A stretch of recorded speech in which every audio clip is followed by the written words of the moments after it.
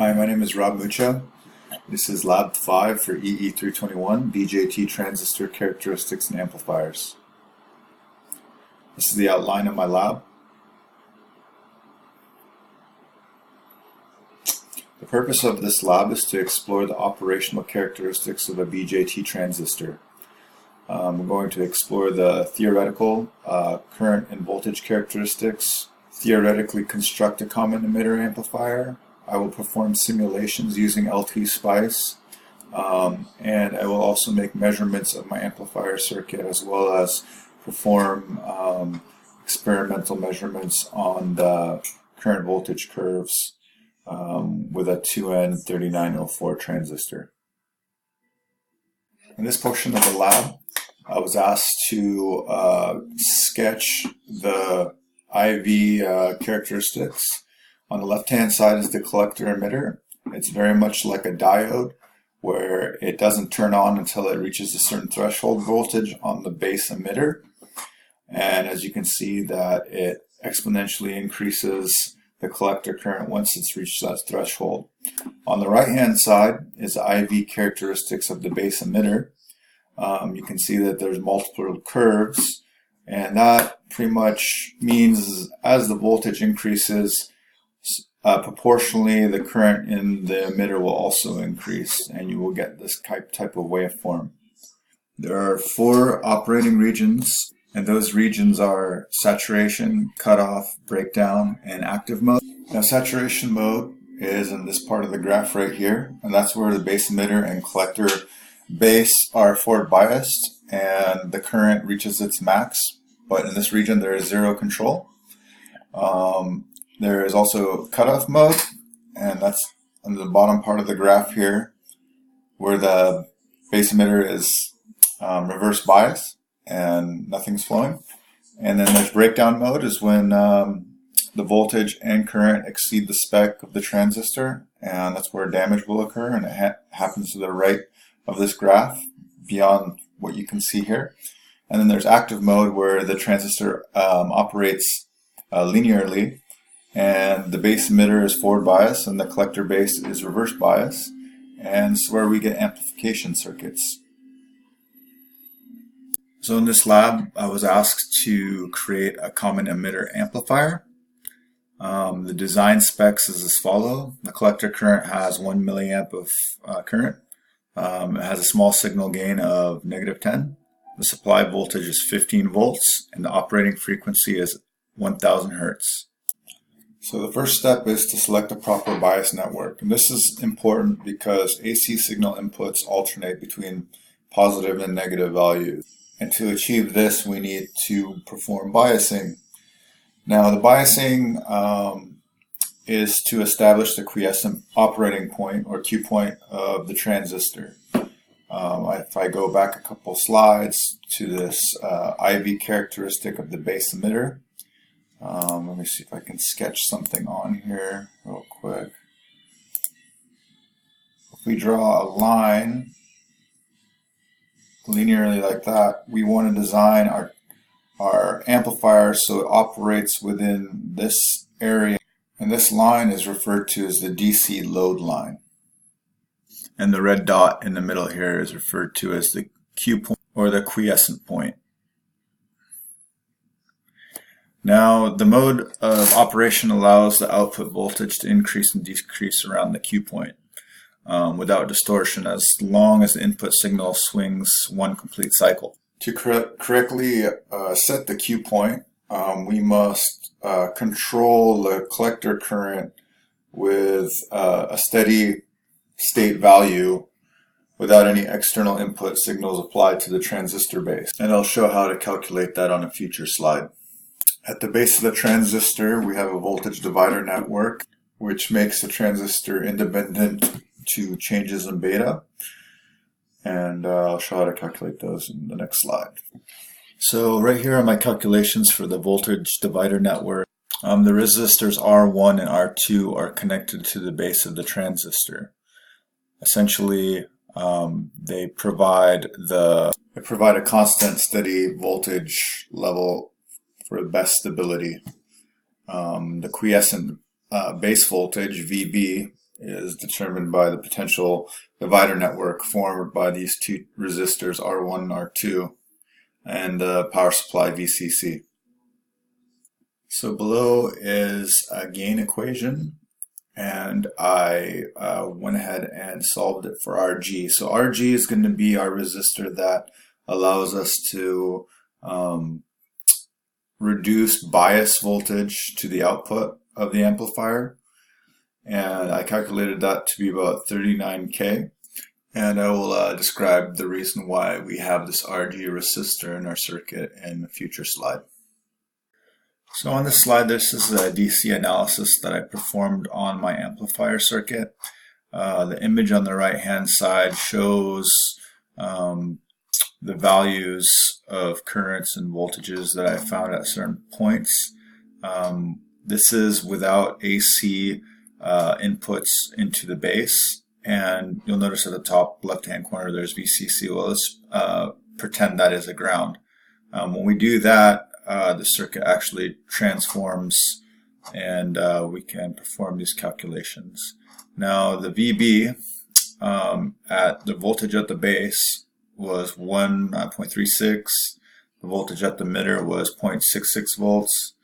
The current at the emitter was 660 microamps, and then that's approximately the same for the current. And then the beta of this transistor is 300 according to SPICE, so I got this calculation of 2.33 microamps. And then also the voltage at the collector emitter was 8.4 volts.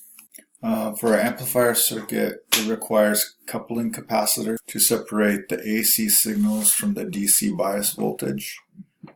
This ensures that the conditions are set up correctly, not to affect any of the amplifier stages, and it'll only pass AC signals and block any DC component through those sections of the circuit. So essentially these capacitors look like open circuits to DC biasing, and the currents and voltages are not affected by the addition of the capacitor, so you can maintain a good Q point stability. So there are 3 capacitors in our circuit, and I've calculated the values of those capacitors. The first one is the bypass capacitor, which is located down at the emitter leg of the amplifier. So the value of the resistor is important because we want to have the right amount of reactance, impedance. So over here is the impedance that you would find at the emitter leg. Right here is the input impedance to stage 1 of the circuit. And then right here is the impedance at the load. So after all of our values are calculated out, this is the common emitter amplifier circuit with a gain of 10. Right here is the input stage of the amplifier, which it receives a 0.5 volt sine wave at 100 hertz. This is the voltage divider network that provides the correct base voltage to the transistor. And then our second stage is where we get our gain, the RC and RE.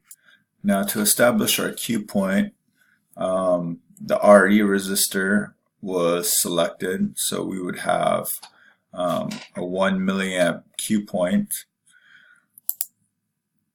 Now at the base of the transistor, we want about 1.6 volts. So these 2 resistors were selected in order to allow us to have that value. Now in order to get the gain we would like, we need to select a 10K resistor right here, because this ratio right here provides the output amplification, which we should expect to be about 5 volts. Now to get the maximum output swing, We kind of want the RC to be a value where we can split the supply voltage. So the supply here is about 15 volts. So if you divide that by 2, we want this dropping around 7.5 volts. Now to maximize our gain in this configuration, we add another capacitor right here. And that maximizes our gain because once we add this resistor here, essentially we're losing gain due to that ratio, because the transistor itself has an internal impedance, and that is our maximum gain if this wasn't involved. And then again, we calculated the reactances in order to give us a pass band around 1000 Hertz. For this section of the lab, I was asked to take the same common emitter amplifier circuit and add a variable gain. And that is done by putting a potentiometer over where the RG resistor would normally be. In order to get the best gain performance, the potentiometer cannot be below 670 ohms, otherwise it exceeds the maximum current value of the transistor I chose, and there's clipping and saturation. This table right here shows the voltage and current values at the base emitter and collector at various gains. You can see that the collector and emitter currents are pretty much the same.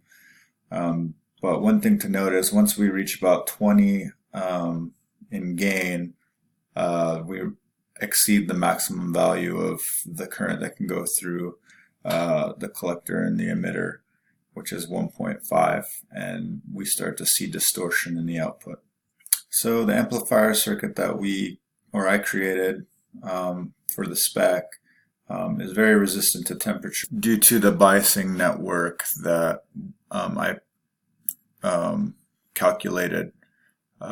Essentially, like I was saying before, that the transistor has a dynamic internal impedance that increases about 2.5 ohms per degree, and when the temperature gets too high, these resistances can cause mayhem in your gain performance. Hence, we have the RG resistor to compensate for those temperature variations. On the right is a great graphic depicting the load line from the IV characteristic of the base and emitter. You can see right here, these are our input signal voltages and currents, and this is the Q point that was selected in order for the base current to operate the amplifier within this region and mode. Now if our Q point was off, and our input signal would eventually clip because there would be no bandwidth in these areas. Here is a simulated IV characteristic of a BJT transistor. Here's the input characteristic. We can see as the voltage increases, it finally begins to switch on the transistor. And on the right hand side is the output characteristic.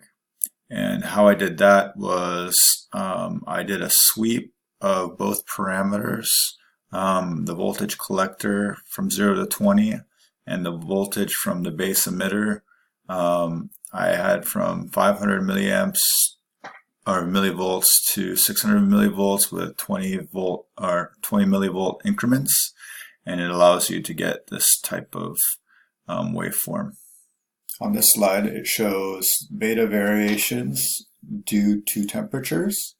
It's kind of hard to read because I wasn't able to color code these correctly in LT-Spice because it just doesn't give you that option. But what to note is as the temperatures go up, the collector current increases, and in the base current, it decreases. So that ratio between the collector and the base is your beta value, and it's expanding due to temperature. So this is an input characteristic of an amplifier at different temperature changes.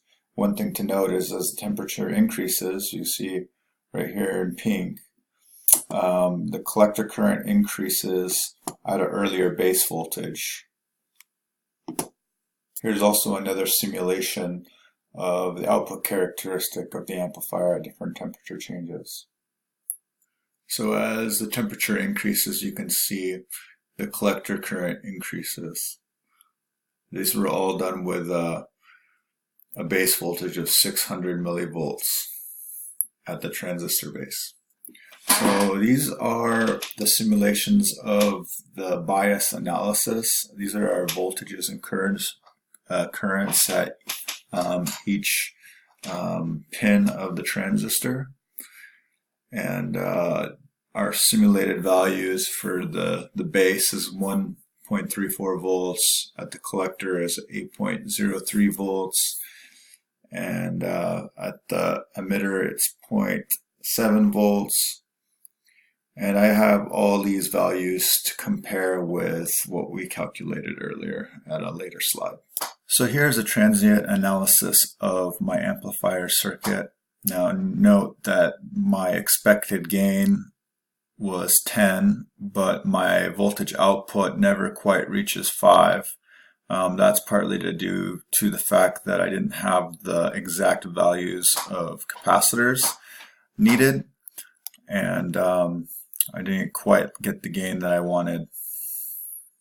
This is the frequency response of my amplifier using an AC sweep with various frequencies. You can see the passband start around about 100 Hertz and goes all the way to about 4.3 megahertz till when we see that cutoff. So this is a parameter sweep of the load resistance, and these waves are different load resistances and the voltage output at those loads. At very low loads, you can see that the amplifier cannot provide the necessary current to power the circuit. When the loads are much higher, we get closer to the result that we want. So these are the IV characteristics of a BJT. These are the measured results from my Discovery 2. Right here is the input, and you can see that this transistor switches on about 0.7 volts like we expect, just like a diode.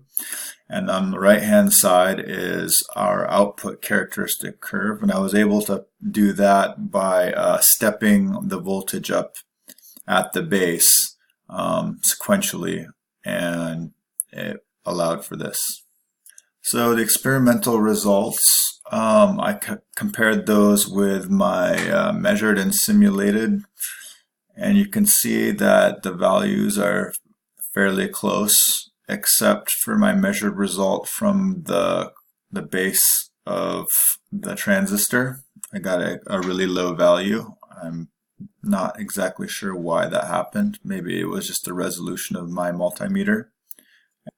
The blue trace is the output of my amplifier, and the yellow trace is the input.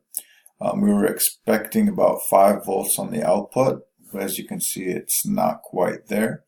But we see that there's a 180 degrees phase difference between the input and output signals, which we expected due to the gain being somewhere around -10. So this lab was very difficult in many ways. I had a lot of difficulty performing the IV characteristic measurements experimentally. It took a very long time for me to display the VCE and collector currents correctly. But due to this lab, I was able to figure out how to custom do a stepping of voltages on the base of the transistor. So I was able to perform those graphs correctly. So in this lab, I discovered that building a common emitter amplifier is an iterative process that kind of have to go back over to improve your amplifier due to the stock components that you have available to you, because you can't just put the exact value capacitor and expect it to perform like it did in the simulation. It's just not going to happen. But I hope you enjoyed my presentation. Thank you for listening to me ramble on. Thank you.